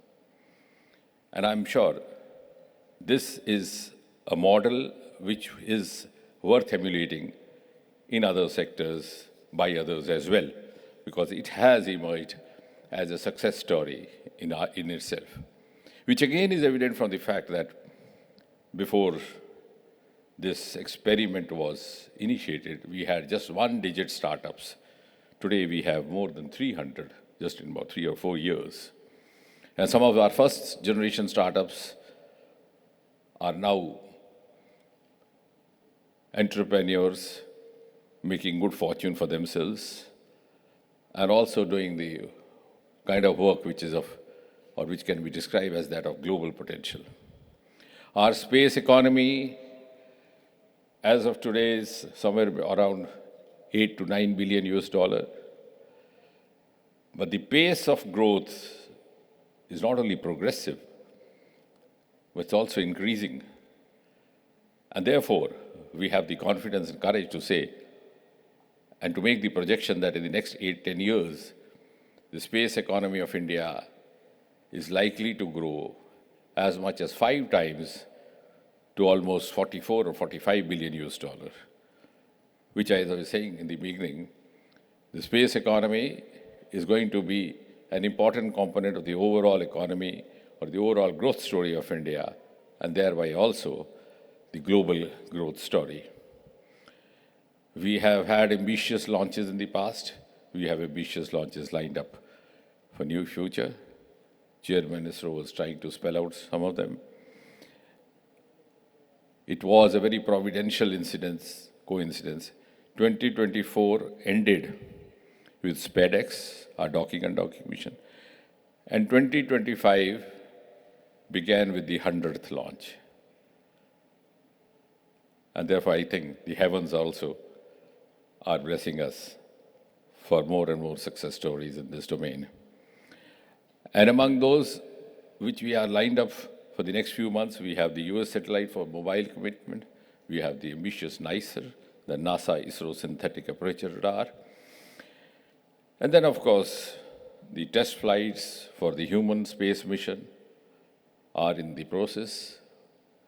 By 2027, probably by the first half, we hope to send a human into space. The mission has been very appropriately named Gaganyaan, as the chairman was mentioning. We have also been very cautious of striking a synergy between the traditional Indian knowledge and the most modern technology while keeping the ethos alive and still not depriving ourselves of everything modern that is happening around. Then, of course, followed by that, we have the Chandrayaan-4, which would again be a great experience for the missions to come in the later years because it's multiple dockings, undockings, etc.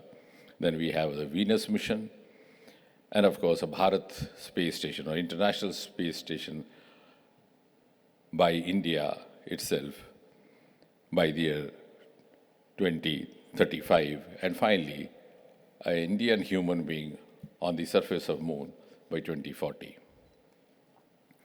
But immediately, of course, we have this International Space Mission where one of our astronauts, Group Captain Shubhanshu Shukla, is already there, and most likely, if not by the end of this month, maybe around the first week of June, the launch would happen, which again is an evidence of the potential and the capabilities and the capacities of Indian space actors. But I think what is also unique about India's space program is that we are no longer confining ourselves only to the launching of rockets, which was and which has been a criticism from certain quarters of cynics for several decades. We have hugely qualified in using space technology in developmental works, in infrastructure works, whether it's flood and disaster management. Today, India, by virtue of its space technology capacities, is providing disaster warnings and also disaster assessments to almost all the neighboring countries in Southeast Asia. We are also involving the same technology in a huge way in housing and urban development. We have a very ambitious program called Amrut to develop smart cities, 500 townships, and space technology is hugely contributing the planning of that program. Similarly, in the railway sector, in the agriculture sector, because India has a huge agriculture sector, and we have very optimally utilized the space technology, not only in improving our crop quality, but also about assessing the soil quality and so many other related factors. Then, of course, in the health sector, considering the kind of heterogeneous topography and geographical conditions that India has to deal with, telemedicine, and also the space technology inputs have been utilized for the benefit of the mankind and the ailing. In governance, we have, again, space technology in a variety of ways, also in collecting our real-time, foolproof utilization certificates. We are also now using it, along with the drones, in the mapping of farms and lands, which again I think is a success story, which has been named by the Government of India as the Swamitva program. And before I conclude, I must make a reference to the exhibition also, which is going on along with this conference. I didn't have enough time because it was already the time for inaugural session. But as chairman was mentioning that I have to travel abroad, incidentally that travel stands cancelled for certain reasons, and therefore I was telling him I would have enough time to go around. And why I'm saying so is that I would also appeal to you all to go around, because I think it's a must for everyone to visit. And the most beautiful part of it is that we have the startups and the industry at a single point waiting for you all. And therefore, if you ask me in a single sentence, what does this GLEX 2025 stand for? Because I have been a part of this conference circle for almost 3-4 decades, I would sum up in single sentence. This conference aims to advance India's vision at 2 levels. A, for Bharat, the vision of Viksit Bharat, and B, for the world, the vision of Vishwa Bandhu Bharat, which in other words says that we are not going to act as big brother, we are going to be equal brothers, helping, collaborating with the rest of the mankind, the rest of the population on this planet. And the end, I'm sure all the delegates are being looked after well. If there's any lapse, please don't hesitate reaching out to me directly. Dr. V. Narayanan is an academically driven, passionate organizer. But I'm sure during this 3-day prestigious summit, when he cares enough to ensure that it ends up as a good food for thought, he would have also made arrangements for a sumptuous food for the gut. Thank you very much, ladies and gentlemen.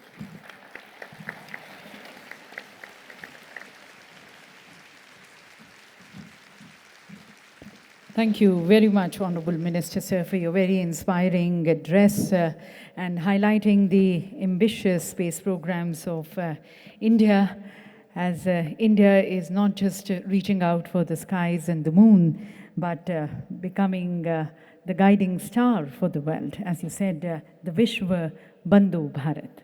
Thank you, Honorable Minister, sir.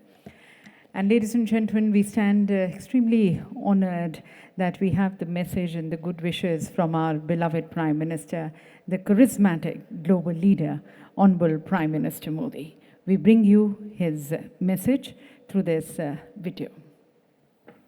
Distinguished delegates, esteemed scientists, innovators, astronauts, and friends from across the globe.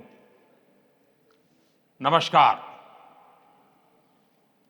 It is a great pleasure to connect with all of you at the Global Space Exploration Conference 2025. Space is not just a destination. It is a declaration of curiosity, courage, and collective progress. India's space journey reflects this spirit. From launching a small rocket in 1963 to becoming the first nation to land near the south pole of moon, our journey has been remarkable. Our rockets carry more than payloads. They carry the dreams of 1.4 billion Indians. India's achievements are significant scientific milestones. Beyond that, they are proof that the human spirit can defy gravity. India made history by reaching Mars on its first attempt in 2014. Chandrayaan-1 helped discover water on the moon. Chandrayaan-2 gave us the highest resolution images of the moon. Chandrayaan-3 increased our understanding of the lunar south pole. We built cryogenic engines in a record time. We launched 100 satellites in a single mission. We have launched over 400 satellites for 34 nations on our launch vehicles. This year, we docked 2 satellites in space, a major step forward. Friends, India's space journey is not about racing others. It is about reaching higher together. Together, we share a common goal to explore space for the good of humanity.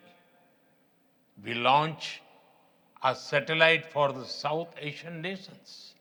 Now, the G20 satellite mission announced during our presidency will be a gift to the global South. We continue to march ahead with renewed confidence, pushing the boundaries of scientific exploration. Our first human space flight mission, Gaganyaan, highlights our nation's rising aspirations. In coming weeks, an Indian astronaut will travel to space as part of a joint ISRO-NASA mission to the International Space Stations. By 2035, the Bharatiya Antariksh Station will open new frontiers in research and global cooperation. By 2040, an Indian's footprints will be on the moon. Mars and Venus are also on our radar. Friends, for India, space is about exploration as well as about empowerment. It empowers governance, enhances livelihoods, and inspires generations. From fishermen alerts to Gati Shakti platform, from railway safety to weather forecasting, our satellites look out for the welfare of every Indian. We have opened our space sector to startups, entrepreneurs, and young minds. Today, India has over 250 space startups. They are contributing to cutting-edge advancements in satellite technology, propulsion systems, imaging, and much more. And you know, it is even more inspiring that many of our missions are being led by women scientists. Friends, India's space vision is grounded in the ancient wisdom of Vasudhaiv Kutumbakam. That is, the world is one family. We strive not just for our own growth, but to enrich global knowledge, address common challenges, and inspire future generations. India stands for dreaming together, building together, and reaching for the stars together. Let us together write a new chapter in space exploration, guided by science and shared dreams for a better tomorrow. I wish you all a very pleasant and productive stay in India. Thank you. So, ladies and gentlemen, India writing a new chapter in the space under the dynamic leadership of our Honorable Prime Minister, working in the very spirit of Vasudhaiva Kutumbakam. And as Neil Armstrong had said, for India, it has been actually one small step and a giant leap for mankind. Thank you to our Honorable Prime Minister. And ladies and gentlemen, as we come now to the conclusion of this ceremony, I would now like to request Dr. Christian Feistinger, the Executive Director of International Astronautical Federation. Since he took over, ladies and gentlemen, over the leadership of IAF Secretariat, the IAF has seen a tremendous growth and expansion worldwide, doubling its membership base, expanding its event offer, including a global conference every year, making IAF a truly global and a visionary organization with 563 members in over 80 countries. So I invite now Dr. Christian Feistinger for his closing remarks for the session.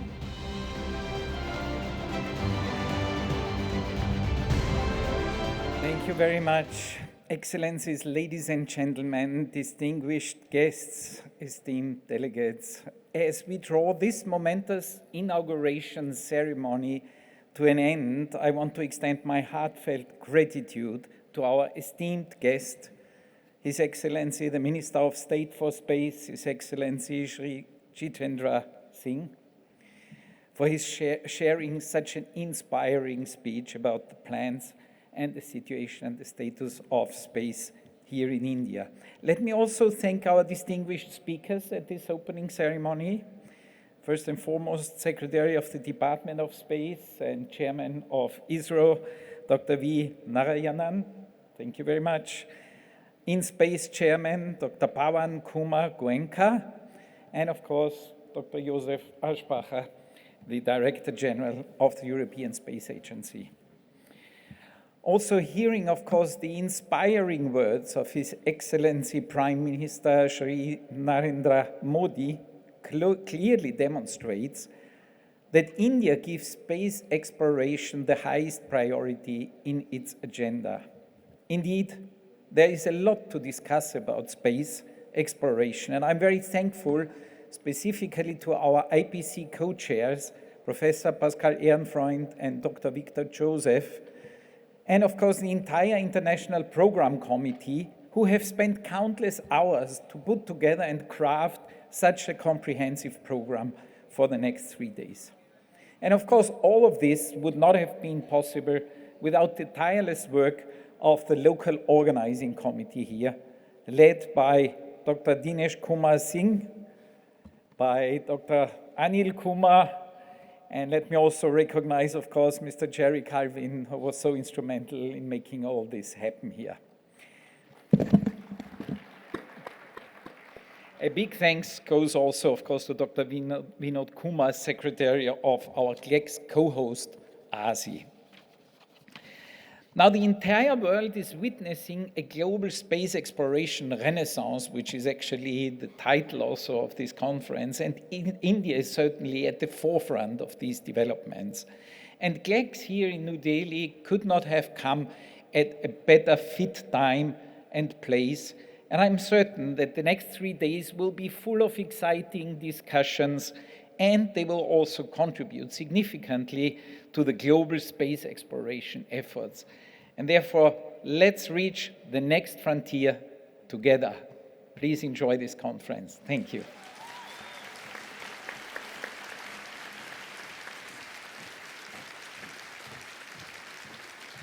Thank you, Mr. Fashinger, for your closing remarks. Ladies and gentlemen, he's been the man behind guiding us towards a perfect coordination of the various sessions. And he's also going to be the master of ceremony for the sessions following, and also the moderator for our first plenary session. So thank you to Mr. Fashinger. And now, ladies and gentlemen, we have a picture perfect happening here on the stage, and I would like to invite our stellar astronauts who are present with us here in this August gathering to be please joining us here on the dais for a group photograph with the Honorable Minister and the other dignitaries. And with a round of applause from all of you, ladies and gentlemen, appreciation, applause, inviting Mr. Rakesh Sharma from India.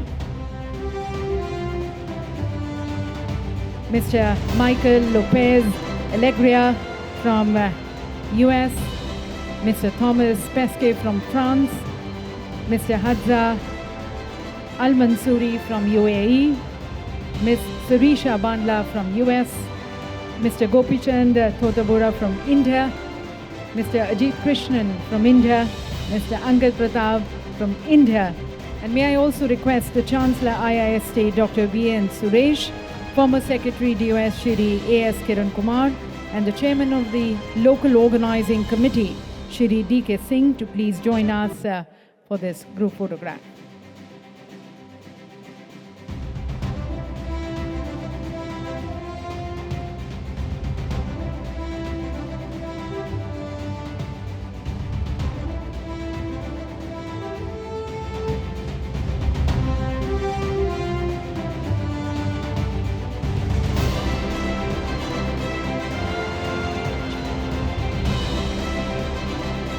Ladies and gentlemen, this is one picture that is going to be enshrined in the annals of history here. A perfect picture that not only captures their presence, but also humanity's collective journey beyond the skies.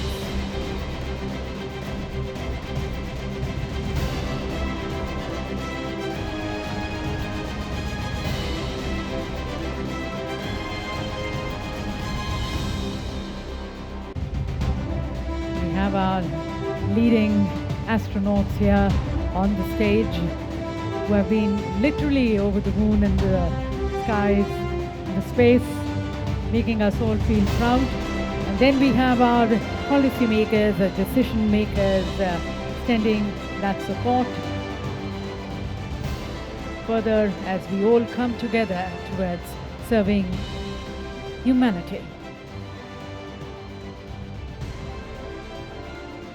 Reaching out for these new worlds as the space exploration renaissance begins.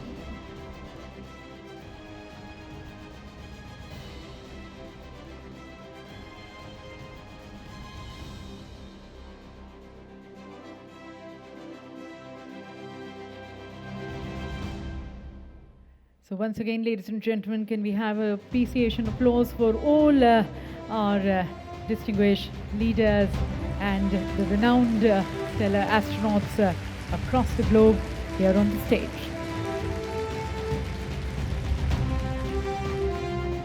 Thank you, Honorable Minister, sir, for guiding us, for inspiring us. Thank you to all the other distinguished leaders. And now, ladies and gentlemen, we are going to be having the inauguration of the exhibition. I would like to request the distinguished VIPs to be kindly proceeding for the exhibition inauguration at the ground floor, as the Honourable Minister, sir, also encouraged us to be visiting the exhibition, which is there at the ground floor. Herein we have almost 16 leading global space agencies and industries from across the globe who are demonstrating their state-of-the-art space technologies, their advancements, their developments, their capabilities, their R&D milestones. You can actually witness in this exhibition the latest advancements in their respective industries, offering us a glimpse of the technological revolution. We have 14 startups exhibiting, 2 government companies, 2 foreign companies, 6 private organizations, and 2 institutions demonstrating in the exhibition. I would like to request our delegates to be kindly at their respective seats, for we are also going to be having now a presentation as the VIPs move for the inauguration of the exhibition. We have a presentation from the government of Gujarat on the Gujarat space policy. So request you all to be with us for some more moment, and then we are going to be breaking for lunch. But right now, our distinguished VIPs are going to be inaugurating the exhibition. That's there at the ground floor. May I request our distinguished VIPs to be kindly proceeding to the ground floor, where we have the inauguration of the exhibition. The rest of the delegates are requested to kindly be at your respective seats. As I mentioned, we are going to be having a presentation from the government of Gujarat. And post that, we are going to be breaking for lunch. Right now, requesting the others, except our VIPs, as they move towards the inauguration of the exhibition, to the ground floor. And further to it, during the break time, you're also requested to be paying a visit to the exhibition, as the Honorable Minister said, and he encouraged us to be visiting the exhibition, where we have the strengths, the milestones which India has been able to achieve in the space sector, along with the other organizations and institutions across the globe participating and exhibiting their R&D capabilities and their technological advancements and the future which they have envisioned for their respective countries. A showcase there in the exhibition area. So just in the greater interest of all our delegates, ladies and gentlemen, because of the time, slightly we had overstretched on the time in the inaugural session. But then the guidance and the outlook to the entire conference and the missions which we have in the future, it definitely sets the tone and the context for our further discussions as we take in these various plenary sessions and the GNF, that which we are going to be starting with our first plenary session at 2 o'clock. Right now, we have the presentation from the government of Gujarat. I would like to invite Ms. Neha Kumari, IS, the Mission Director of the Gujarat State Electronics Mission. Gujarat, ladies and gentlemen, is the first state in India to have a dedicated space tech policy, which encourages investments from private sector with special budgetary provisions from space sector, from centers of excellence and space park. The presentation on Gujarat's state policy for the space sector, we have our presenter, Ms. Neha Kumari, IS, the Mission Director of Gujarat State Electronics Mission. May I request you all to be kindly taking your seats so that we can have the presenter on the stage introducing you to the Gujarat state policy, the private sector.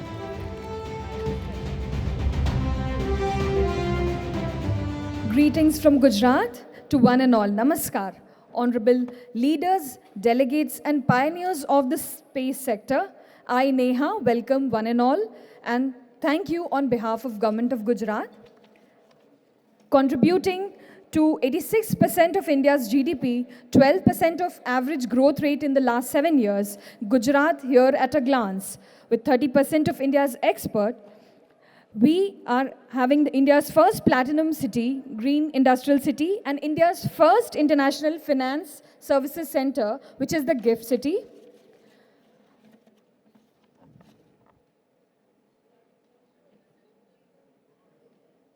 Overview of the space sector. So space sector is of strategic importance to India, and as we already heard that Government of India has established in space, liberalized the space sector, and with a decadal vision, upscaling India's target economy of space sector to about 44 billion by 2033, we have these 3 path-breaking moves right now. Honorable Prime Minister Sir's vision of serving as a single window independent nodal agency to facilitate private sector participation in the space sector. Moving forward, Gujarat being a manufacturing hub, the focus is on building a high-tech ecosystem, dedicated infrastructure park, center of excellence with fiscal support of CAPEX, OPEX and other incentives. We have specially dedicated policies which create a very good milieu to enhance and facilitate the right ecosystem for the growth of space sector. And we are the only state in India with a dedicated space tech policy 2025-30, with a rich legacy inspired by the pioneering vision of Dr. Vikram Sarabhai, father of the Indian space program. We continue to propel its progress and innovation today.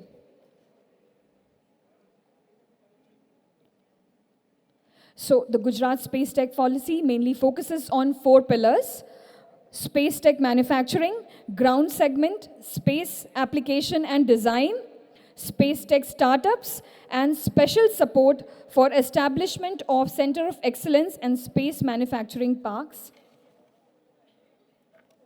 We have also alignment of the Gujarat Electronics Policy of the 2022-28, which has CAPEX of 20%, along with interest subsidy, power subsidy, logistics subsidy under the OPEX, and HR and other support like EPF reimbursement and waiver of the stamp duty registration and fees.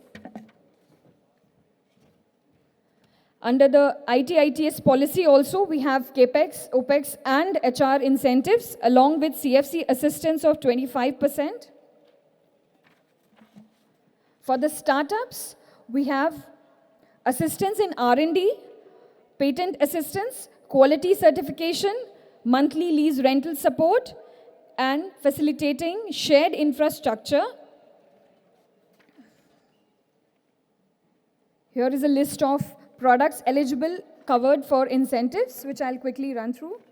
Then we have a dedicated space manufacturing park coming up, which will have a plug-and-play infrastructure for satellite manufacturing and applications hub. State-of-the-art developed plots shall be allotted to non-governmental entities of space sector, and approximately 35 acres have been identified near the Gujarat Science City for this space manufacturing park. This will serve as a space accelerator center, which will have overall infrastructure, visibility, outreach, mentoring, funding, skill development, legal and IP. So all this will happen together at the Accelerator Center. A glimpse of our existing Science City, which is about to have an astronomy gallery of over 85,000 square meter area to popularize space science with a project cost of 150 crore. Which has a 172-seater hybrid 3D planetarium, observatory, simulators, and 150 plus exhibits.